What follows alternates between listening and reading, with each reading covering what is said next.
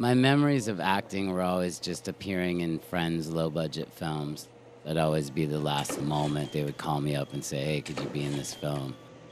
And I remember I would study it. I would learn my lines backwards and forward. I would work with like Method and Meisner people. I would like sit with actors and actresses and just go through it again and again. And then I would get really terrified. One of the worst times was on a really good friend of mine's movie. I just couldn't get there.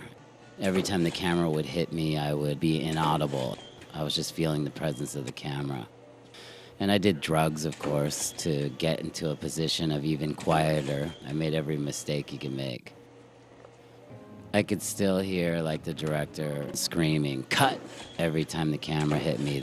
They would do all these moves and it would be, all of a sudden camera would land on me. I was at a 2 when my volume level should have probably been at a 10.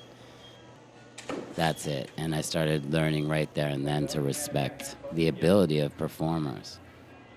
I think some performers have this innate ability. They're just like, everything they say is truthful. On camera, off camera. Their level of honesty and delivery of dialogue that's not theirs is like mind-bending. I've seen it with great actors when I was lucky enough to direct them. They would just basically start the scene, and even if you wrote the scene, you wouldn't recognize it because you think they're still talking to you. There's no shift. There's no demeanor change. This couldn't be any more true with Ian Mckellen. He's so polished and so effortless. Just sitting there and watching him transform from one person to the next, like the snap of a finger, it was fascinating. There's the rare occasion when you put someone in such high stature that no human being can carry your imagination and what you put on them. But sometimes heroes don't disappoint you.